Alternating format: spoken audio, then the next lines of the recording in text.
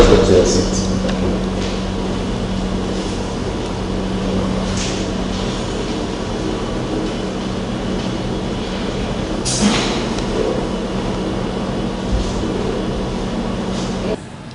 Hello everybody, this is a message from Iyayi Efianayi Foundation.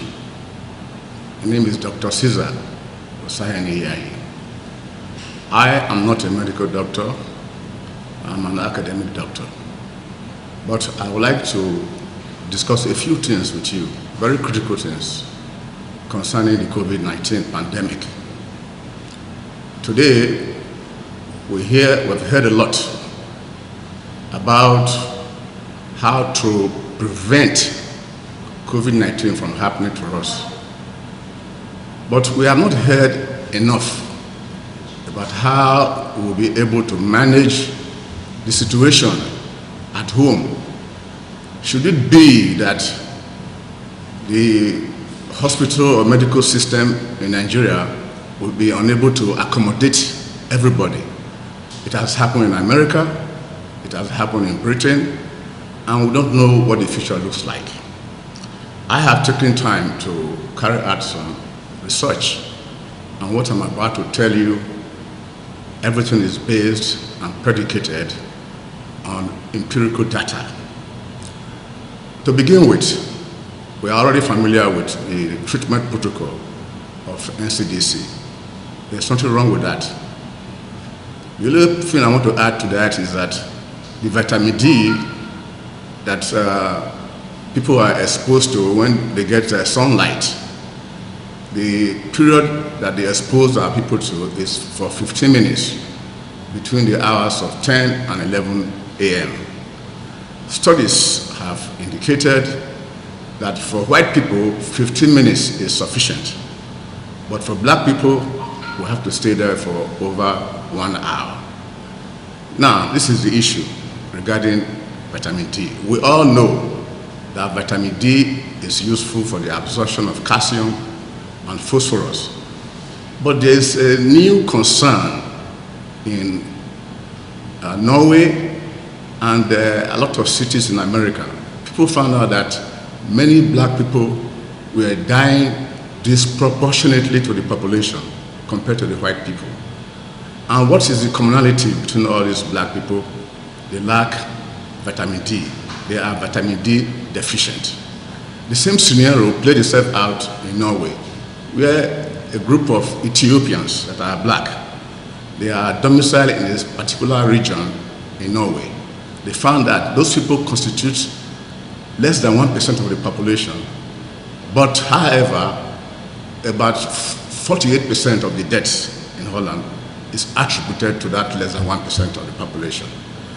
We know that the primary function of vitamin D, like I said, is to aid the absorption of calcium and phosphorus, but it is also linked to promotion of immunity.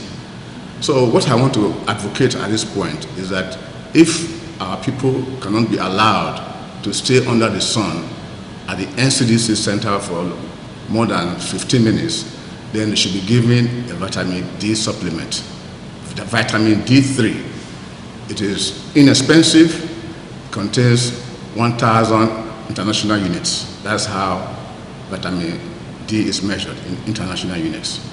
I'm not too sure whether they are giving them zinc. I know they are getting vitamin E.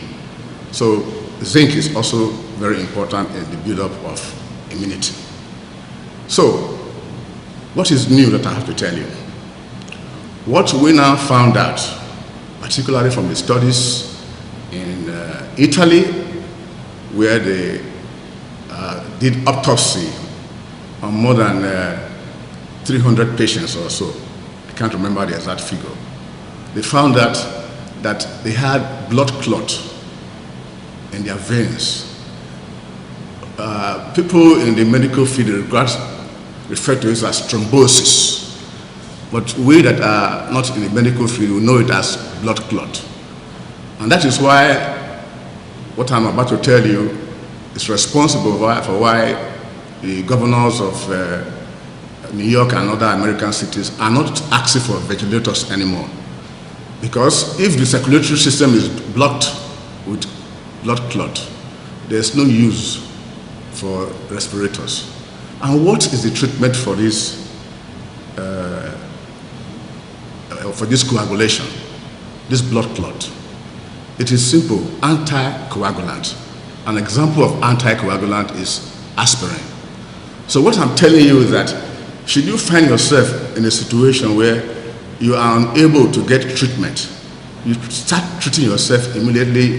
You find out that you are coughing or you have sore throat, you start with anticoagulation. Why is that important?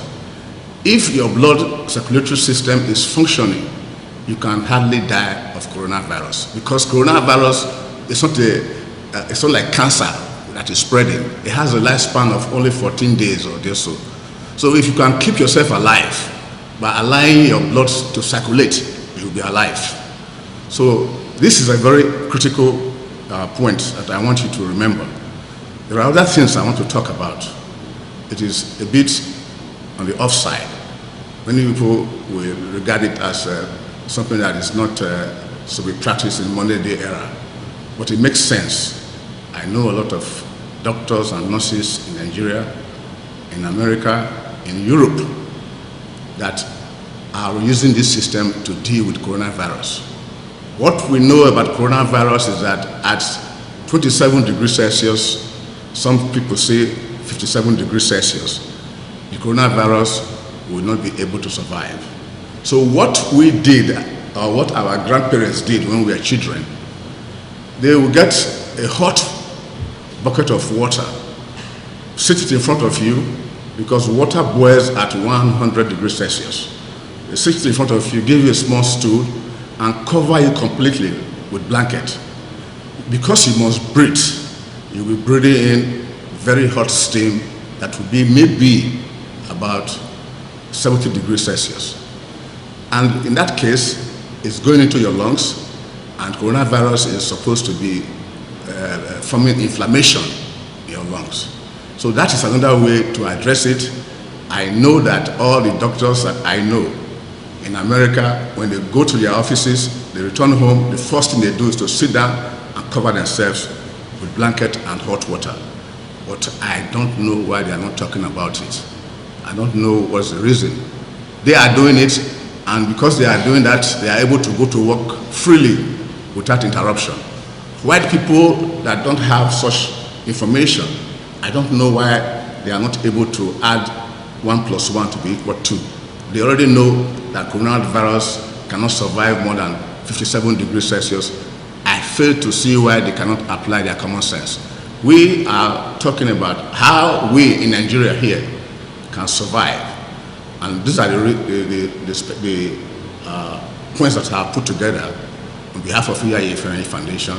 The last point I want to mention is that coronavirus, when the white blood cell in the lungs reacts, they cause inflammation, because our white blood cells will try to attack the virus where they are domiciled in our lungs, and thereby they kill the virus and they cause little blood clots or thrombosis. They eventually travel into our circulatory system. 3 days ago on CNN, they showed a picture of a woman who was crying about the impending death of her husband. Her husband was a Broadway actor in New York. He had been in admission since March. He was put into medically induced coma, and when they got his leg amputated, they did a study on that leg, and they found out that it was filled with blood clot. So blood clot is a serious problem. To treat it, you use anticoagulant like aspirin. I personally use clopidogrel. So if you want to know, go to your doctor, and he will recommend the proper anticoagulant that you will take. These are the issues. I want to leave you with a lot of optimism and wish you a happy survival. Those of us that are talking about it, we don't know what our fate will be, but we believe that we should share whatever information we have with everybody. It should not be limited to only our family. So this is our hand of fellowship that we're extending to you. We wish you the best and wish you happy survival. We as Nigerians, we are going to make it. Nothing is going to stop us. We already see our people. We expected that by now, maybe about 1 million people will be dead in Nigeria. Again, Nigeria, the spirit of Nigeria, we have demonstrated to the rest of the world that we are capable of surviving the most difficult of tragedies that you can ever imagine. I thank you a lot. I wish you the best. I wish Nigeria the best. God bless you, and God bless the Federal Republic of Nigeria. This message is from Iyayi Efianayi Foundation. To stay alive, the blood must continue to circulate. So the first thing, anybody that discovers that is having sore throat, any symptoms regarding COVID, is to start with anticoagulation. Something that will not allow your blood to clot, so that the circulatory system the blood will be circulating around your body. If you now have blood clots everywhere, the heart will be forced to pump harder. In that case, you can get immediate heart attack. Because all the people that ever survived coronavirus, they tell us that they were having difficulty breathing. And some of them that did not even have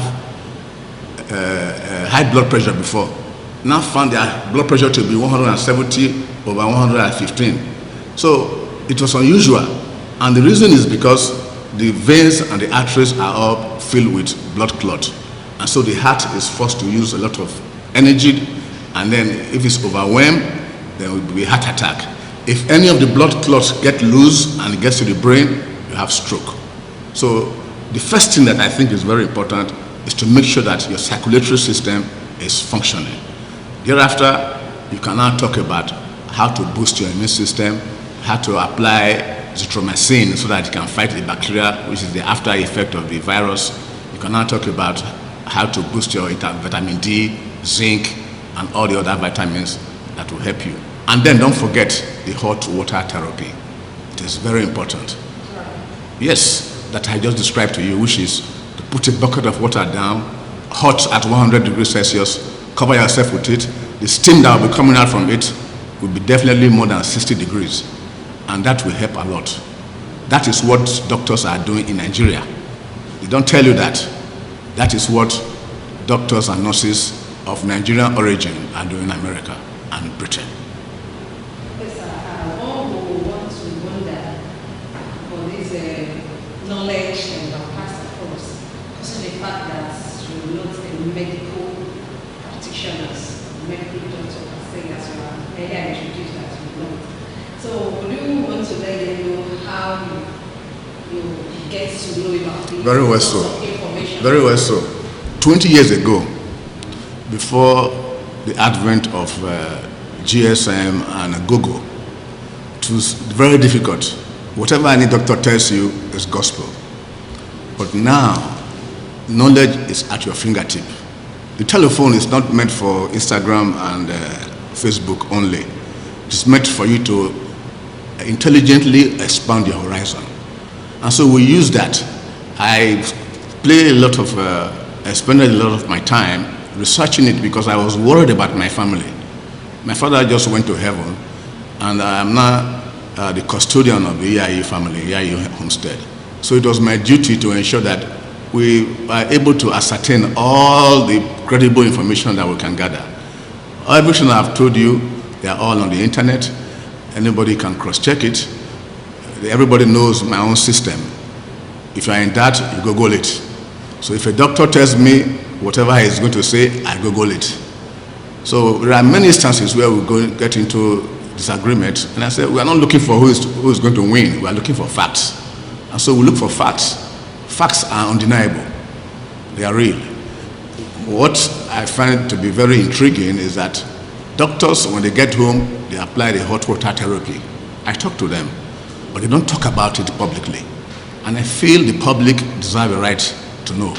I will feel guilty if we have this kind of knowledge and keep it within our family, and then people start dying recklessly. Take note, most of the people that are being affected at the moment are people that leave their houses and enter into an air-conditioned car, go into an air-conditioned office. They don't have access to the sun. And I told you earlier, I said vitamin D is primarily for the absorption of calcium and phosphorus. But there's a lot of connection because of the commonality of the black Americans that have died in very huge numbers compared to the population. And in Norway, the commonality among all of them is they are deficient in vitamin D. You know, science is always advancing. You'll be surprised 20 years from now, they will tell you that vitamin D is very, very important for the body to build up immunity. So all this information were gathered from credible sources.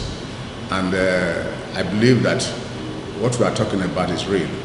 And based on this information that we have, I don't have any fear about COVID-19 anymore. I see it as a battle that has been won. I know, if I want to say this, you sound curious, that if you cannot avoid the common cold in a year, tell me how will you be able to avoid coronavirus? The common cold is not as virulent, it's not as easily infestable as coronavirus. Coronavirus, from what they say, can remain in the air for 8 hours, any object you touch. The common cold is not so. Yet, nobody that I know that has been able to pass through January to December without getting the common cold once. So, coronavirus may not disappear immediately. Until there's a vaccine that will be discovered, we may have to rely on how to treat it. Not only to rely on NCDC, because like I said, many people in Europe, many people in America, when the coronavirus was inundating their system, they were asked to stay at home and manage themselves. So if that should be the case in Nigeria, we must be prepared. And if people at NCDC, if they listen to what I'm saying, there's nothing wrong if they Google it. If they're not giving people anti-coagulation medication like aspirin, they should start thinking about it. There's a drug also for anti-inflammation that you have to take also, because you don't want inflammation to take place in your lungs. That is the way they have described it to us, that in your lungs, when they are reacting, you start having inflammation in the lungs. So if you play football or you play soccer or you play long tennis and you sprain an ankle, the doctor gives you an anti-inflammation medication so that it will not swell more than the way it should be. So it's the same common sense we are talking about. You take anti-inflammation to reduce the swelling in the lungs. Do you also support the use of global herbs? Of what? Do you support the use of global herbs? Like some person will advocate that Nigerians should start using global instead of using miracle. Well, the way I see life is this. If there are medications you can take that the side effects is not worse than the treatment, then why not? But most of the herbal medication, the challenge I have with them is that we don't know their side effects. Any medication you want to take, I will go and study the side effects. Like I said a few minutes ago, knowledge is no longer esoteric. It's just at your fingertips. So once you Google, you get all the contradictions, all the side effects, all the advantages and disadvantages, so you can use your own intellect to assess what is best for you. I don't know if there will be any contradiction between herbal medication, because we don't know the chemical composition of those herbal medication. But we know for sure. I know a lot of people that said they will not take chloroquine because they have herbal medication that they will take. And in one or two instances, I remember, they rushed such people to the hospital and they were given chloroquine. So the herbal medication that they depended on failed them. So it is important, the medications that we are sure of, that we already know the chemical properties, we know the side effects, that is what I advocate, that's what I take for myself. I don't take herbal medication.